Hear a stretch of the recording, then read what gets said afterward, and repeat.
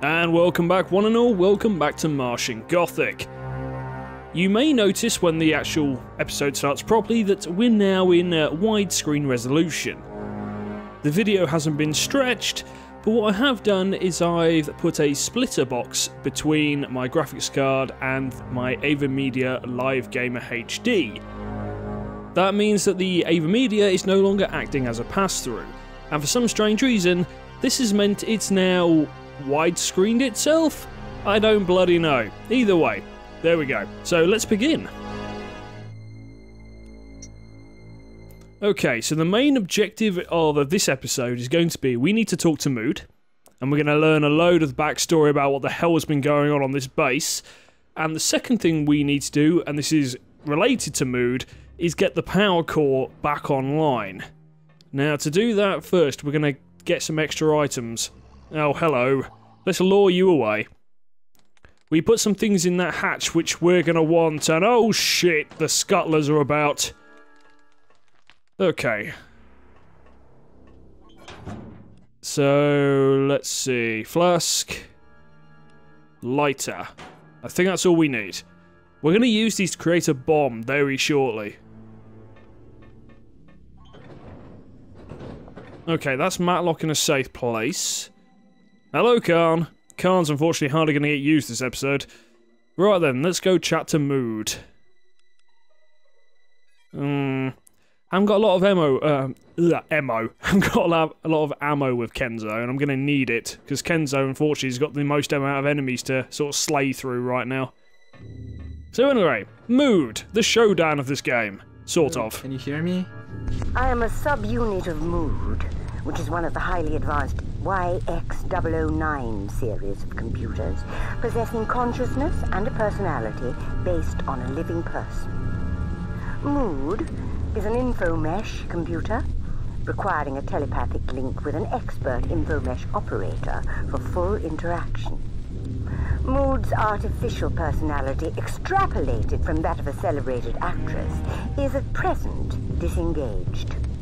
To engage artificial personality, please use the Omniscan headset. Warning, those not experienced in infomesh interaction will be unable to activate the headset and may suffer severe adverse symptoms. Mood. This is a recording. I'm not in at the moment, but if you care to leave a message, I promise I'll get back to you sometime before the end of the millennium. Maybe you can stop pretending you're recording and we can get down to meshing. What about it, Mood? Don't mesh with me, saucy boy. We haven't been formally introduced. Then allow me to introduce myself informally. I'm Kenzo. And I'm Mood, as you well know. Now, I hope you've not dropped in for an idle chat. I was sleeping when you called. I feel decidedly under par. If we absolutely have to chat, then give me a boost from that wonky power core. Will you, sweetie? I think I'll nod off again. Mood, wake up! There's nothing more to say. Now clear off and let me sleep. That's the end of that. Okay, so there's our objective for this episode. We need to get the power core running properly so we can actually talk to Mood, because she won't otherwise. Right then. This means that Kenzo has got to do some very dangerous stuff, and we're going to get into position first, I think. He needs to get down to that washroom. Let's dispose of some items while we're here. This mic recorder. Anything else? This note as well. Okay. A lot of these non-dead, as I've discovered they are called from this episode, a lot of these non-dead are going to start getting up now. I thought it was bad before, but pretty much every single one throughout this section is going to get up. And that's very dangerous for Kenzo, because he can't really run by them. And, as mentioned, he is running low on ammo. Although, I think Khan's got a load, so we'll get him transferred some from Khan. Matlock's got the most ammo. Oh! Why did I do that? Little caveat of note as well. we can take probably 3 or 4 of those grubs. One of the health syringes will completely heal us. Now, we do actually have certain bits and pieces in stock to make some more healing items as well, so it's not the end of the world just yet. Okay. Right, what I'm going to do is I'm going to position myself in the washroom, because I'm safe here for now. And then we will get Kenzo what he needs when it becomes apparent.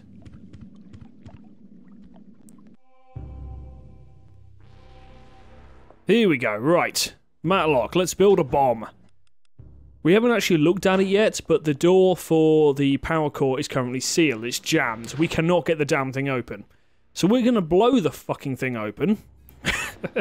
And then get it running. And there's quite a nice action shot. Okay, chemical combiner. You always set this up now, to raise the roof. I'm talking over this because this exact same voice clip is going to play in just a second. You always set this up to raise the roof. Something happened in this base that pushed him over the edge. I really don't know why that plays twice, it's just an unfortunate glitch. So we put nitroglycerine in that flask, okay. Small problem with that is we're not going to be able to run with this, we're going to have to walk. But luckily, there's only one non-dead in the way. But the scuttlers decide they're going to come out as well, so we're going to have to be careful. I'll need to walk carefully with this explosive mixture on me. And that's what happens when you try and run. I've also discovered that we can actually aim down, which I did not know. The button for aim down, for some strange reason, kicks on my keyboard. So I've reallocated that button, so now we can shoot downward. So the scuttly things are not as much of a problem as they were. Okay, he can't follow us down this corridor. Scuttly things will appear in a minute, probably. Okay, so we're going to use the rag on the cable. Then we're going to use the flask on the cable. Then we're going to light the rag, and we're going to run for it. And I actually quite like the action shot they put in. It's a proper 80s action movie thing. Okay. Are we ready? If you don't run away, you die. I found that out the hard way. I thought it was going to go into a scripted sequence. Cheers to that, Matlock. My eardrums needed that. Close one.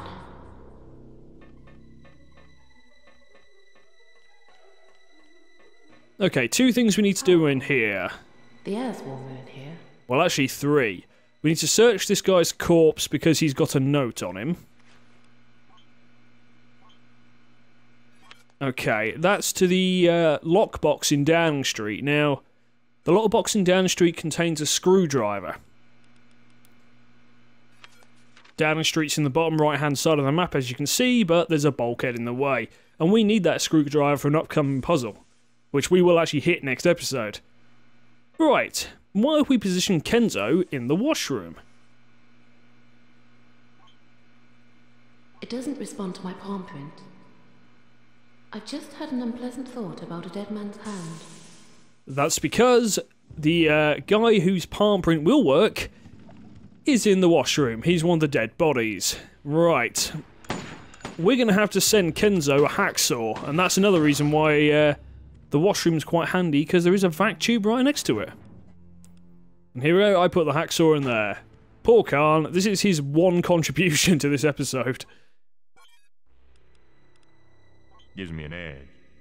Oh, Khan, your one-liners are fantastic. Okay, get that sent off. Put Khan back in his safe place. And Kenzo, let's get this hacksaw.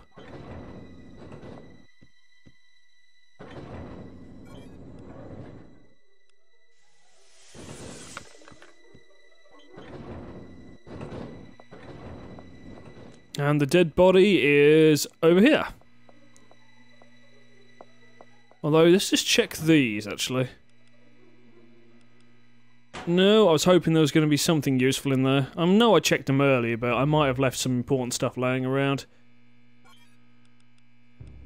I've done it again, haven't I? Oh, God's sake, I left the hacksaw in the bloody vac tube. One of these days, I will get that right. Okay, hacksaw. Let's go, cut a dead man's hand off. That non-dead on the toilet seat will get up, so this room will also stop being safe.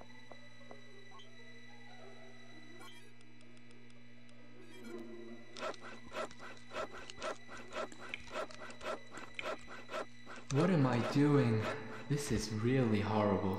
Fantastic acting and a great facial expression. Hello. You know what? I'm still actually really puzzled. I really like this game, and I'm surprised it bombed so terribly as it did.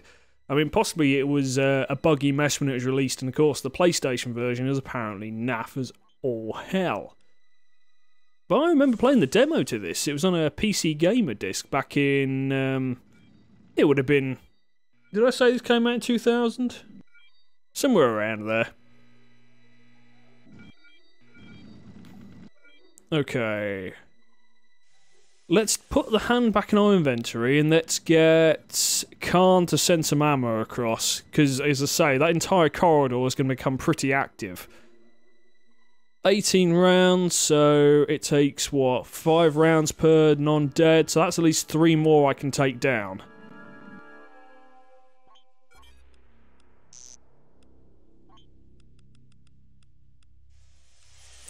Okay, so we now have 21 rounds. So there we go, we can take 4 down. Now we can use the hand on this. But I need to go get it. Oh, God's sake, hello. Oh, hang on. I'm just thinking, I think there's actually a vac tube back in that room. Oh well, we're almost back at the bloody chem lab now. We'll just use the one in here. But yeah, no, I think there is actually one in the power core.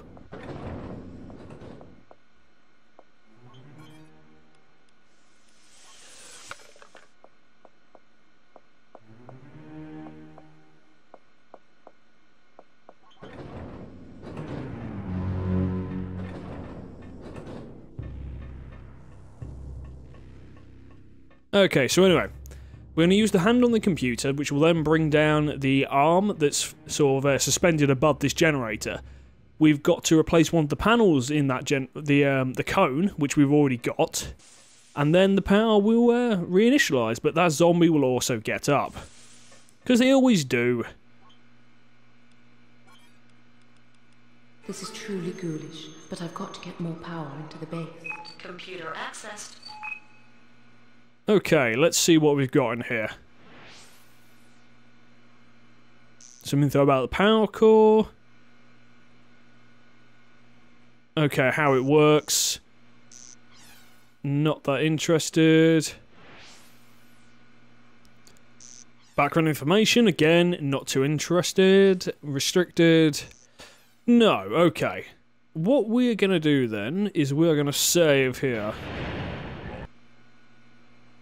Because, to be honest, I doubt we're going to come back into this room much. I will try and remember there's one save left here, though. The most saves are, of course, in the Arboretum. But that's bloody dangerous to go back there. Right, so the arm's down. We now need to replace the panel, but we've got to go all the way around the other side to do that. Okay, and it's the receptor panel. That receptor panel will be enough to power up the base. It will. Okay, what we're going to do now is put the arm back into place. That zombie's going to get up, and then we're going to run Matlock back to the chem lab. Matlock's use is temporarily going to be not a lot, because we need to get that screwdriver. If we give her the electronic screwdriver, which we picked up earlier when we got the buggy out of the vent... For some strange reason, it doesn't work. It has to be a normal screwdriver. She tries it and goes, I don't understand. This screwdriver should fit. Okay, Matlock is safe. Kenzo! Right. We're going to get you back to Mood. Which means we've got to run the gauntlet.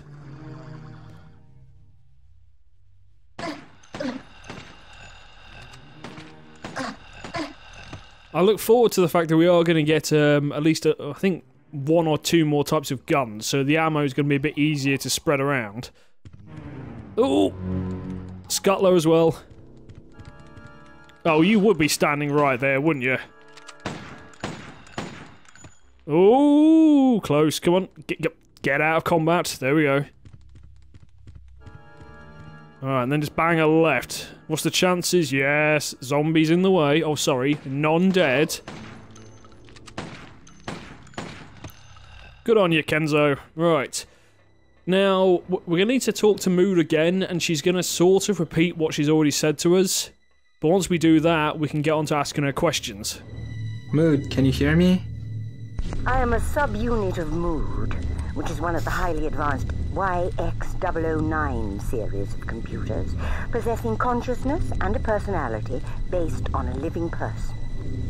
Mood is an infomesh computer, requiring a telepathic link with an expert infomesh operator for full interaction. Mood's artificial personality, extrapolated from that of a celebrated actress, is at present disengaged. To engage artificial personality, please use the Omniscan headset. Warning, those not experienced in the infomesh interaction will be unable to activate the headset and may suffer severe adverse symptoms. Mood! This is a recording. I'm not in at the moment, but if you care to leave a message, I promise I'll get back to you sometime before the end of the millennium. Maybe you can stop pretending you're recording and we can get down to meshing. What about it, Mood? Don't mesh with me, saucy boy. We haven't been formally introduced. Then allow me to introduce myself informally. I'm Kenzo. And I'm Mood, as you well know. I hope you've not dropped in for an idle chat. I was sleeping when you called. You've woken me from the most intriguing dream. I was playing table tennis with Cleopatra when I suddenly turned into the past participle of Aetra. Okay, we couldn't actually skip that dialogue, but now we can ask her about certain things. Although first, we can't, yeah, I don't think we could. We can't use the chair just yet. We have to ask her permission. So let's talk to her. And we can ask about a couple of things. More and more subjects will open up as we go through. So let's just start talking. Would you raise the bulkheads, please, Mood? Oh, I don't know about that. I tell you what, we'll play a game. Give me the password, and I'll lift the bulb. We have the password because Ben Gunn wrote it on a note earlier, and we found that note. If you can't read them, get someone to do it for you. So we press bulkheads and... Mood, the password is Park Lane. Park Lane. Jolly good. Well done, Kenzo. But watch your step. Okay, we can now use the chair, but let's do some backstory. Mood, can you hear me? Oh, God, now what? You know, I must get my beauty sleep or my neural networks will be absolutely shot to bits. I was just having the most delightful dream of 17 young sailors on pogo sticks, silent, upon a peak in Darien. The symbolism escapes me. Anyway, power core has been restored. You should be wide awake. Is anything wrong? Just a moment, let me see. Ah, yes. Several heat receptors are out of commission in power core, so you'll have to make do with 60% energy levels. Odd cheese.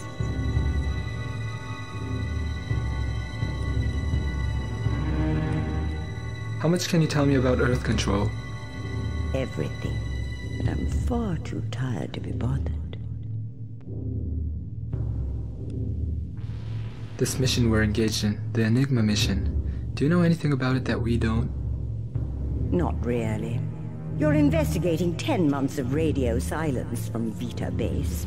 Mind you, Khan knows something you don't. What does Karn know?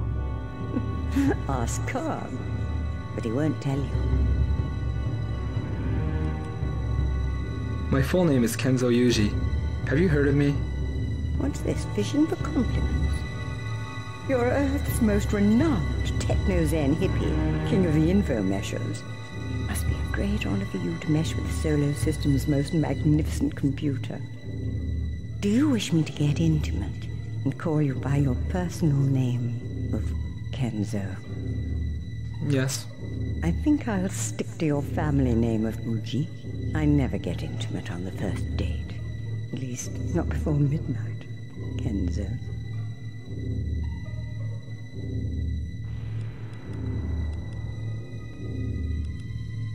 Were you aware that the Walking Dead are rambling about this place? Ah, yes, the non-dead.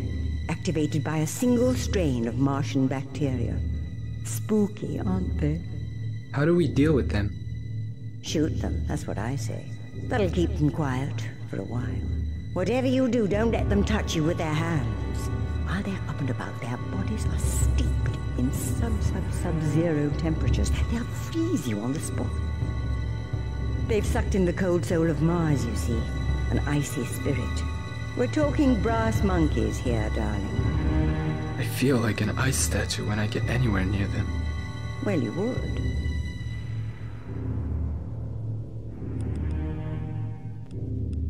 According to the mood files, you're linked to the entire PA system in the base. You're also hooked up to the PA in the necropolis. Well, what of it? That means I can talk to you anywhere. Listen, I know what's going on everywhere, but I'm not inclined to indulge in chit-chat here, there, and all over the shop. If you want a bit of a chinwag, drop in and see me.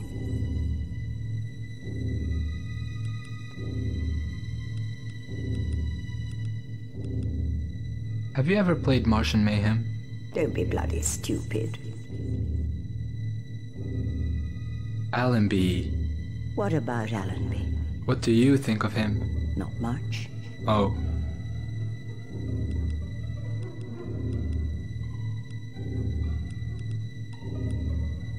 What can you tell me about Diane Matlock?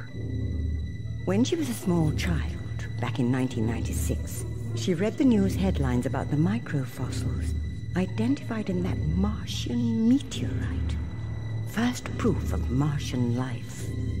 Since then, she's devoted herself to finding living organisms on Mars. Is Matlock one of Allenby's secret operatives? Anything shady about her? She's not one of Allenby's people, and she's not shady. Mind you, nobody's perfect. Even you. Can you tell me any more about Matlock? She's not all she seems to be.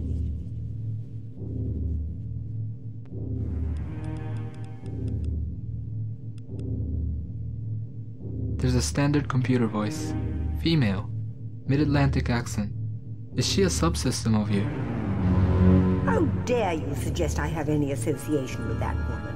Compared with that woman, I am as Queen Hatshepsut to a common doxy in a wayside inn. Please refrain from mentioning that woman to my face ever again. If you do, I warn you, I shall sulk. What's special about Martian bacteria? They've been encoded with living memories. The memory of the Karakarak is in their DNA. Exactly who are the Karakarak? The ancient Martians. Most are long dead, billions of years ago, when the planet's atmosphere boiled away. But a few, a very few, are what you could call sleeping. Has the spirit, the memory of the Karakarak possessed Vitabase? The spirit of the Karakarak has possessed the whole of Mars. Check the text files. Password, Geist. Okay, I think that's enough exposition and backstory. I hope that's actually helped a little bit. Is there anything else worth... Okay, let's use the chair. Ah, a semi-real chamber. A simplified version of a room in my own home. Okay, last puzzle before we stop this episode. We're going to use the silver bell with the instrument.